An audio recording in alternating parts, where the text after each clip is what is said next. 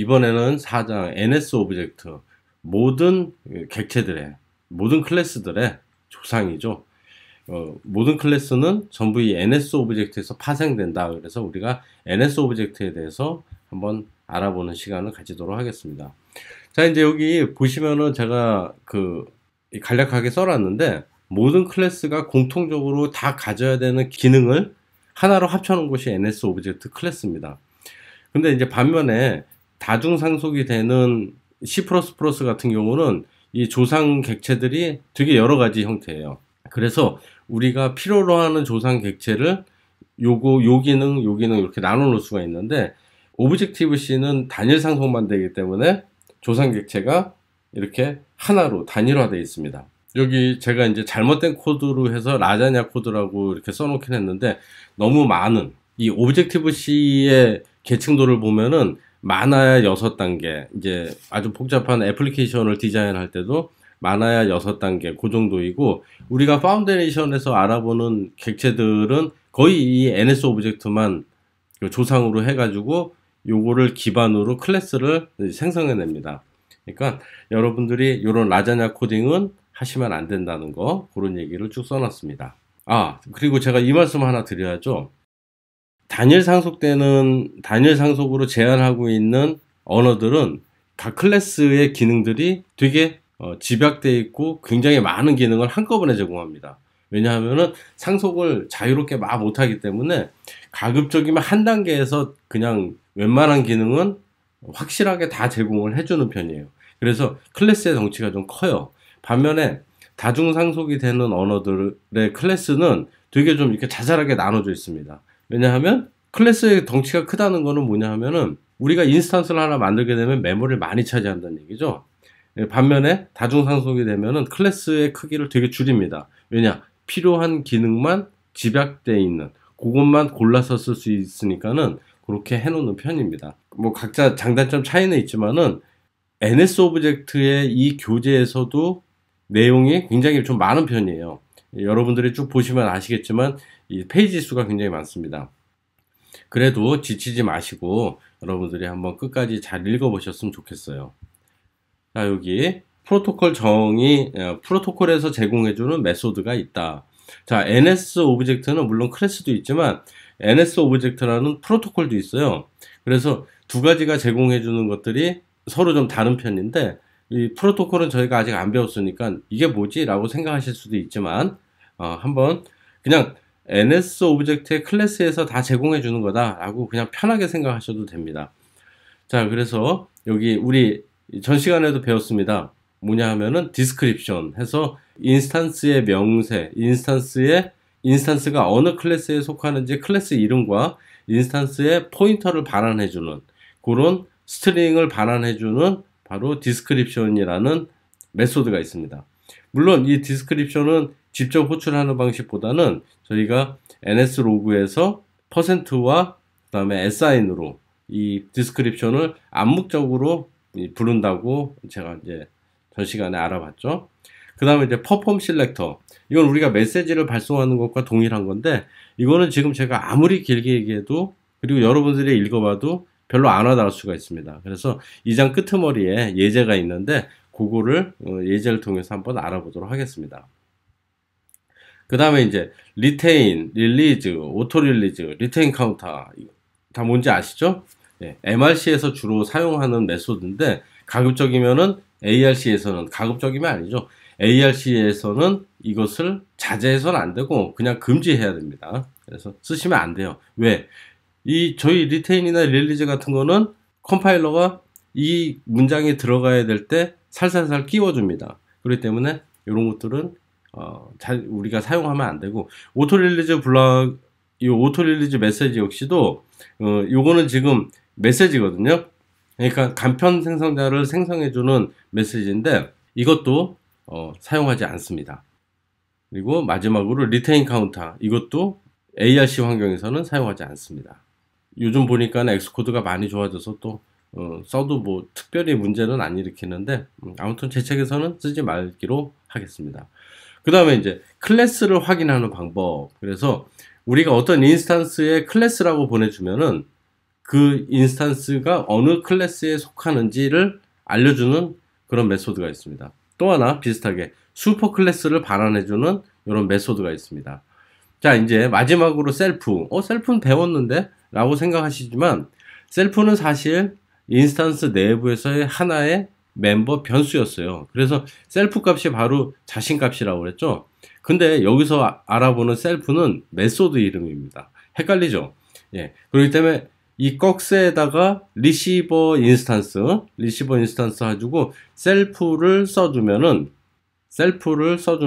이런 메소드를 가동시키면 클래스의 이니셜라이즈가 강제적으로 동작한다는 거예요. 클래스의 이니셜라이즈는 사실 그 객체가 생성되기 전까지 동작을 안 해요. 필요할 때 그때서 만들어지거든요. 근데 클래스가 안 만들어진 상태에서 클래스 메소드를 수행할 수 없으니까 간혹 가다가 이런 경우로도 사용한다. 제 예제 어딘가에는 요거가 하나 나와 있습니다. 그러니까 그거 살펴보시면 되고요. 다음에 인스턴스의 내용을 비교해 주는 거. 그래서 yes냐, 이게 리턴 타입이 불리언이니까 yes냐, no냐 둘 중에 하나를 반납하겠죠. 그래서 is equal 해서 on object, 즉 두 개의 그 안에 들어있는 멤버 변수들이 모두 같은 값을 가지느냐를 결정해주는 is equal이라는, 두 개의 인스턴스가 포인터 값이 같다는 거는 완전히 같은 인스턴스를 뜻하죠. 근데 이거는 그 내용을 비교를 해줍니다. 그 다음에 여기 좀 되게 헷갈리는 건데, 저도 헷갈리고 되게 헷갈리는 부분인데, 헷갈린다는 게 뭐겠어요? 그만큼 잘 안 써요, 사실은. 근데 요것을 저희가 알아보는 이유는 클래스와 인스턴스의 그 미묘한 차이를 이해할 때, 그리고 잘 안 쓴다고 해도 쓸 때가 있습니다. 그러니까 그거 우리가 공부하기 위한 메소드니까는 여러분들이 한번 좀 헷갈리셔도 좀 이해를 해주시고 알아보도록 하겠습니다. is kind of class, 이게 이 클래스의 한 종류냐, 다음에 is member of class, 이 인스턴스가 이 클래스의 멤버냐, 즉 인스턴스냐, 그런 걸 물어보는 거예요.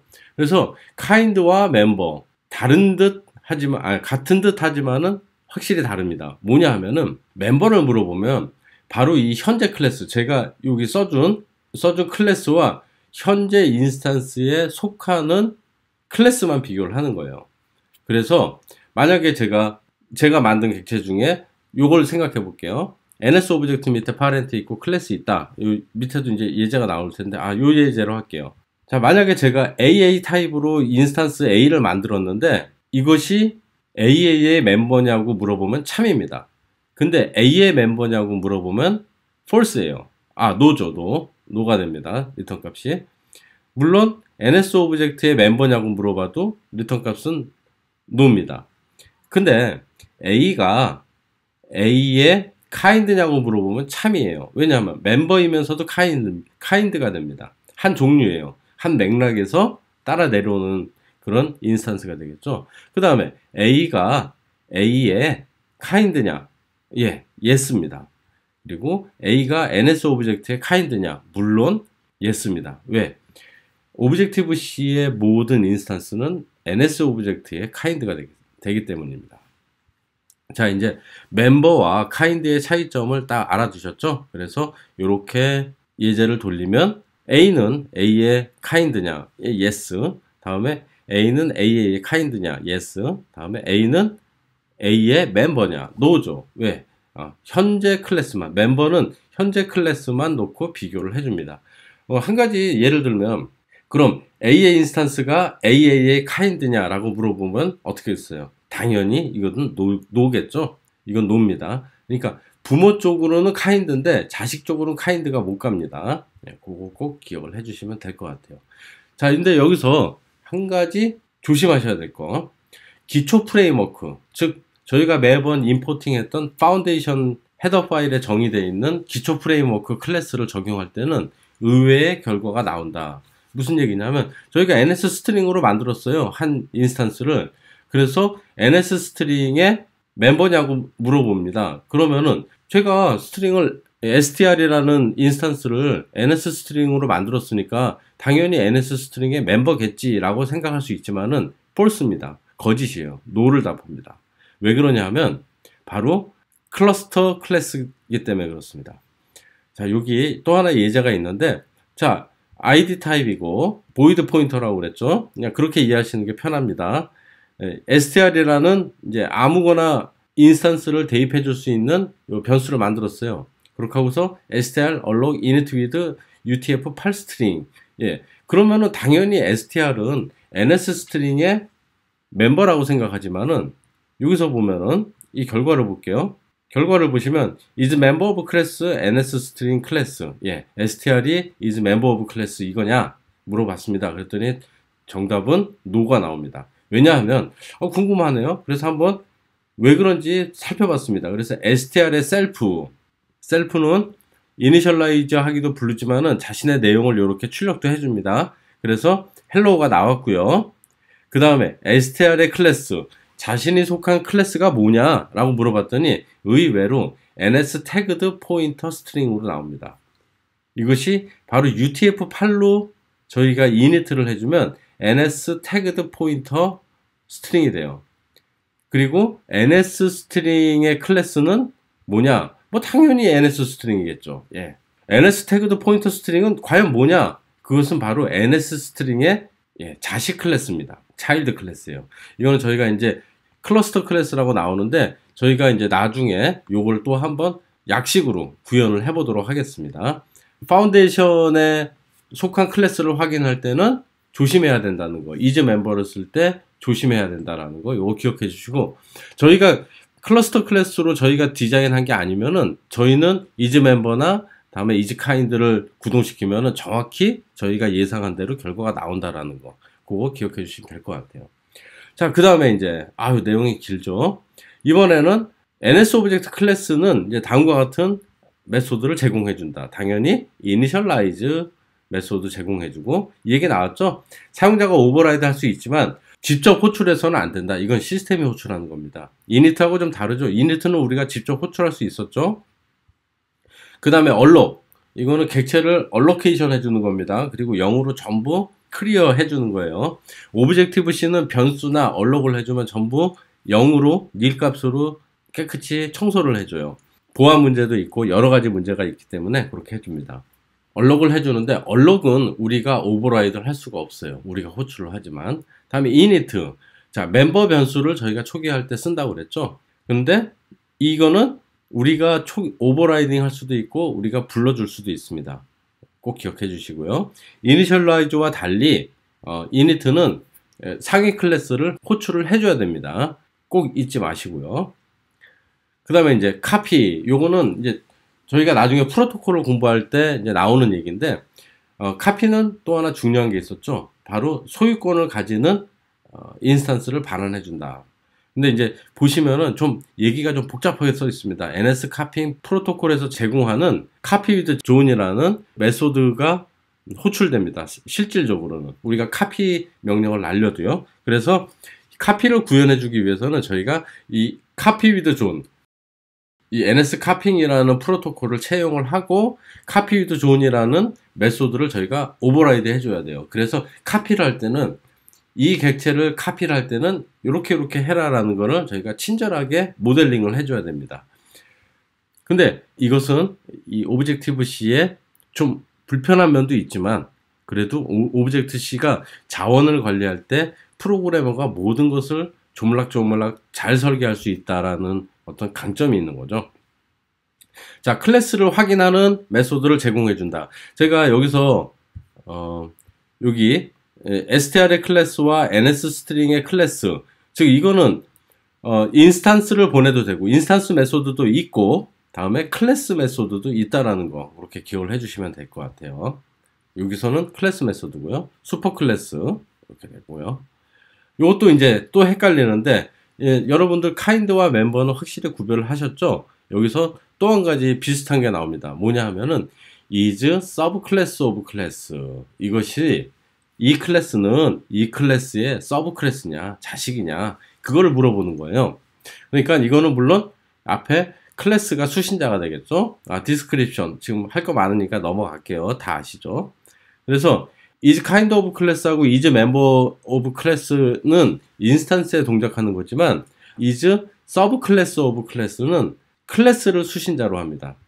이것도 예제를 통해서 보시면은 아실 수가 있어요. 제가 빨리 넘어가는 거는 책 읽어 주시고요. 자, 여기 한번 보겠습니다. printf 해가지고 결과를 출력해 주는데 AA가 자, 상속도가 이렇게 나왔습니다. NS 오브젝트에서 B는 뭐 저희가 지금 안 쓰고요. A만 보시면 돼요. B를 왜 그러나지? A 클래스가 있고 AA가 있고 AB가 있습니다. 이런 상속 관계를 가질 때 AA가 is sub class of class냐 A에 그러면은 결과는 뭐겠어요? 당연히 1이 되겠죠. 아, 요 예제 뽑으려고 그렇군요.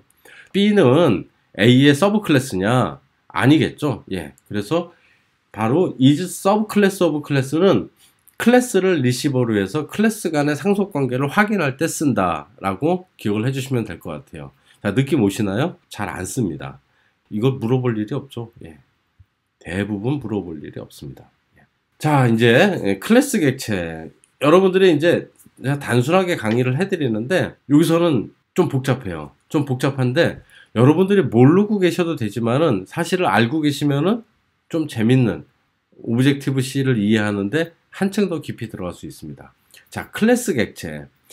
저희가 인스턴스 객체라는 말은 했어도 클래스는 그냥 클래스지 클래스 객체라고 안 했거든요. 즉 클래스라고만 하면은 마치 설계도만 있고 메모리상의 어떤 객체처럼 동작하지 않는다고 했는데 클래스 객체는 반드시 메모리 안에 있습니다. 그 하나의 힌트가 initialize라는 메소드가 그 힌트겠죠. 그래서 initialize가 동작할 때 그 클래스는 초기화가 된다. 클래스도 사실은 인스턴스 같은 하나의 객체예요. 그래서 자, 이거 보세요. A is kind of class NS object 이렇게 썼을 때 맞을까요? 틀릴까요? 문제는 뭐냐 하면 is kind of class는 인스턴스 메소드예요. 앞에 인스턴스가 들어가야 됩니다. 근데 여기서는 클래스를 집어넣죠. 그 다음에 이제 뒤에는 당연히 클래스가 나와야 됩니다. NS 오브젝트의 클래스. 이렇게 물어봤을 때 답은 뭘까요? 답은 문법적으로는 잘못됐지만 답은 yes가 나오게 됩니다. 왜? 자, 바로 이런 복잡한 그림 때문에 그렇습니다. 왜냐하면은 오브젝티브 C는 관리를 편하게 해주기 위해서 클래스도 하나의 객체로 판단해주고 있어요. 저희가 is라는 변수, 제가 이제 전장에서 설명을 드렸죠. 인스턴스 A는, 또 인스턴스 AA는 is는 뭘 뜻하죠? 뭐냐 하면은 나의 클래스를 가리키는 포인터예요. 그래서 이 포인터 객체로 is가 가르치게 됩니다. 슈퍼클래스 변수는 바로 나의 슈퍼클래스 객체를 가리키는 변수가 됩니다. 물론 이 슈퍼클래스는 클래스 변수로 요 안에 다 있겠죠. is는 인스턴스 변수로 요 안에 다 있고요. 이렇게 클래스도 하나의 객체로 메모리상에 존재를 하는데 뭐가 있냐 하면은 자, 저희가 전 시간에 설명을 드렸어요. 뭐냐? 인스턴스의 멤버 변수는 각 인스턴스에 저장이 됩니다. 근데 인스턴스 메소드는 어디에 저장이 되느냐? 이건 공통적으로 사용하는 공통 코드이기 때문에 자, 인스턴스가 여러 개 있으면 여러 개마다 전부 코드를 다 복사해 줄 필요가 없죠. 실행 코드를. 그러니까 이거는 바로 클래스에 보관한다. 그래서 메소드 리스트인가 그 변수에 저장한다 라고 제가 말씀을 드린 적이 있습니다. 그러면 클래스 메소드는 어디에 저장되느냐? 바로 이 메타 클래스에 저장이 됩니다. 그래서 우리가 실질적으로 접근해서 쓰진 않지만 오브젝티브 C는 메타 클래스라는 개념을 도입을 해서 인스턴스 메소드는 클래스에 저장되고 클래스 메소드는 메타 클래스에 저장을 시킵니다. NS 오브젝트는 이렇게 is어 변수만 가지고 있고요. 요거는 이제 NCC 모듈에서 NS 오브젝트를 어떻게 선언을 하는지를 이해해 주는데 쓰는 겁니다. 바로 이 is어 포인터는 자신의 클래스를 가리킨다고 그랬죠. 그래가지고 is어 포인터가 이쪽으로 날라오면은 슈퍼 클래스도 찾고 또는 메소드를 수행할 때 이렇게 메소드 리스트를 찾아서 여기서 그 펑션 포인터를 찾아가지고 그 펑션 포인터가 지시하는 함수를 실행한다고 제가 이제 설명을 드렸습니다. 예, 여기 나와 있네요. 인스턴스 메소드는 실제로 클래스에 포함되고 클래스 메소드는 메타 클래스에 포함이 된다. 그래서 이거를 도식화하면은 이런 식으로 나타나게 됩니다. 예.